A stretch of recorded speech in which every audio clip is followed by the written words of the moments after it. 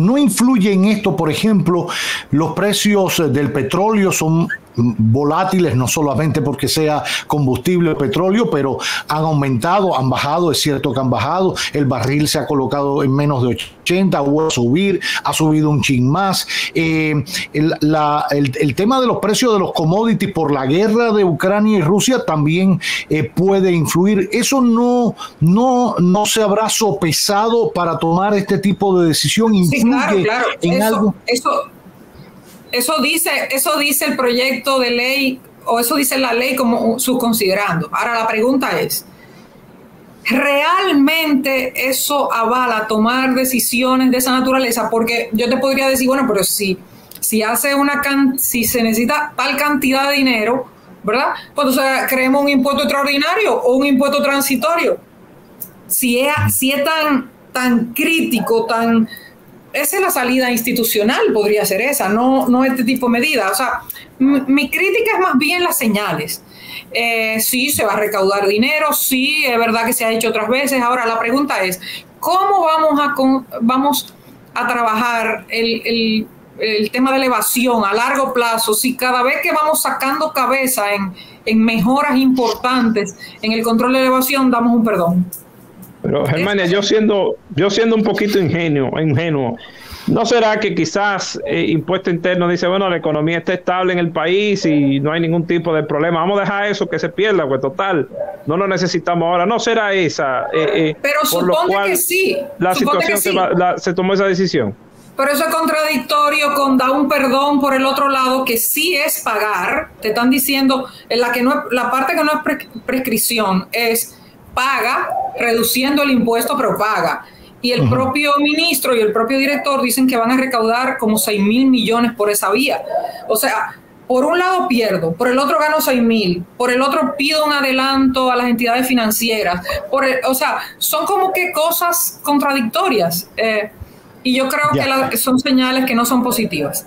Ahora, algo más, por ejemplo, con el tema del adelanto fiscal que se le pide a las grandes empresas, en este caso a las entidades bancarias, ya se hablaba de Barrick. Recuerdo que en el gobierno anterior, aquel discurso importante del expresidente Danilo Medina, reclamando el oro de Barrick, de Duarte, Sánchez y Mella y aquello, y en esencia lo que se negoció, porque se cuestionaba el acuerdo que se había firmado en el gobierno anterior, también del PLD, y era en esencia un adelanto de los dineros para poder sustentar la economía. Mira, el que se haya hecho antes no quiere decir que esté bien.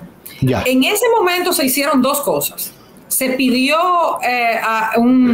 se hizo una amnistía a principio de ese gobierno basado en que había recibido unas cuentas fiscales deterioradas y se modifica el contrato para que se adelanten pagos. Pero los pagos que se adelantaron se hicieron en el marco de un contrato que pasó por el Congreso, claro, y un contrato que, digamos, modificó algunos elementos del cálculo del impuesto que permitían que pagara primero. Por ejemplo, la depreciación. Bueno, cuando tú tienes un gasto de depreciación, tú disminuyes la ganancia y la ganancia gravable, por tanto paga menos impuestos sobre la renta. ¿Qué se hizo en esa renegociación? Se cambiaron las reglas de aplicar la depreciación. ¿Para qué? Para que se ganara más dinero primero y se distribuyera más el gas, las inversiones en el tiempo, por ejemplo. Y así un par de cosas que se hicieron, pero se modificó un contrato y se cambiaron las reglas en ese contrato. Eso es distinto a tú sentarte y firmar un acuerdo con un sector y decirle, dame 25.000 millones y tú te lo descuentas en tantos años, o dame 20.000 y te lo descuentas hasta el 2031. Son cosas diferentes. Si se hizo antes, que posiblemente sea mal hecho también. Claro. Ahora, la relación del fisco con las empresas debe ser legal, debe ser en el marco legal, no en el marco de, digamos, ese tipo de acuerdos particulares.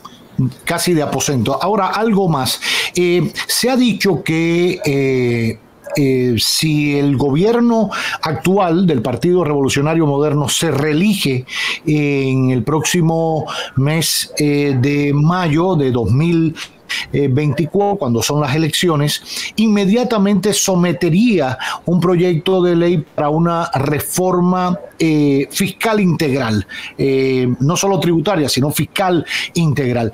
Esto que se toma hoy, ¿cómo afecta esa posible reforma que creo que se haría incluso antes de juramentarse de nuevo el presidente en agosto del 2024 de ser reelecto? ¿Lo afecta positivamente esta amnistía, estas cosas, o afecta negativamente? ¿Se estaría preparando un ambiente para esa reforma? No lo afecta en nada, porque son medidas muy coyunturales. Estas medidas son, mira, tú me debes 100, págame 70, tú tienes deuda del 2015 para atrás, entonces no te la cobro, y tú tienes... Sí, pero Germania, lo que dejo de cobrar hoy, si mañana yo hago una reforma y aumento la base, amplío la base, que es lo que se debe o se ha dicho que se haga, se amplía la base, o sea, hay más productos que van a ser grabados, hay más servicios que pudieran ser grabados, y compenso un poco lo que dejo de cobrar ahora. Lo que pasa es que como el fisco se maneja por años, estos son 10 cheles y medio, por decirlo de alguna manera, que se dejan de cobrar, y 10 cheles y medio que se van a cobrar rápido durante este año. Posiblemente lo único que eso impacte sea en la señal negativa de que cuando me vaya mal, yo te voy a llamar a ti para que me adelante dinero, y cuando me vaya mal voy a pedirte que me pague nada más una parte de la deuda. Un poco es un abuso, entre comillas, abuso en el sentido de uso excesivo, ¿verdad? No de abusar. Es un abuso de la relación primaria con los contribuyentes al margen de la relación institucional que debe ser por la ley. La reforma, lo ha dicho el propio gobierno que irá, y como yo dije en algún momento... No sabemos cuándo, pero... Sí, todo el mundo quizá va a salir afectado. De hecho, se ha mantenido, que son de las cosas contradictorias, como decía Ariel hace un rato, se ha mantenido el no ajustar el salario de las personas para cobrar más dinero. Entonces, claro, bueno, por ese lado cobro más dinero de los asalariados, pero menos de tal cosa. Por último, el candidato presidencial por el Partido de la Liberación Dominicana, Abel Martínez, ha enarbolado dentro de sus mensajes que ha hecho en materia económica y financiera el tema de eliminar el anticipo fiscal. Anticipo que creo que él incluso aprobó siendo diputado en aquel momento, si mal no recuerdo, o no sé si estaba, que me excuse Abel si he dicho una cosa que no va, pero él ha enarbolado eso, que incluso creo que lo redactó y ya lo ha presentado públicamente, el proyecto de ley para eliminar el anticipo fiscal. ¿A usted qué le parece eso? Bueno, yo no estoy de acuerdo con que sea eliminado, creo que lo he dicho muchas veces. Creo que eso es como matar un mosquito con una bazuca. ¿Qué quiere decir eso? Que yo tengo un grupo de contribuyentes, un sector particular que tiene problemas de liquidez y el anticipo los afecta nocivamente. Pero eso es un grupo pequeño, porque los 9.000 millones de pesos que en promedio se generan por anticipos, los producen posiblemente el 3% de los contribuyentes. ¿Qué quiere decir eso? Que el grueso del recaudo no procede de eso que se quejan. De manera que la solución sería crear un mecanismo particular para que esos que le afecte puedan tributar de acuerdo a sus posibilidades. Pero eso no quiere decir eliminar el anticipo, que tiene una cantidad de razones para existir aquí y en muchos países.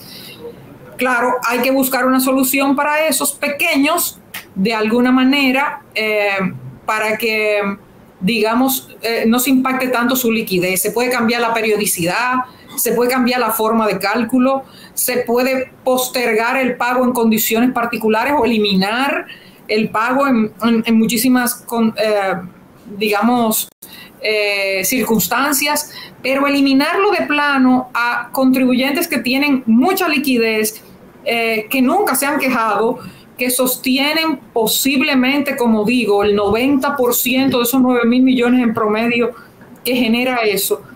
No es razonable, vuelvo y digo, es como matar un mosquito con una bazuca. No es necesario. Bueno, Germania, gracias. Gracias mil por acompañarnos. Germania Montaz en este magazine que no tiene nombre.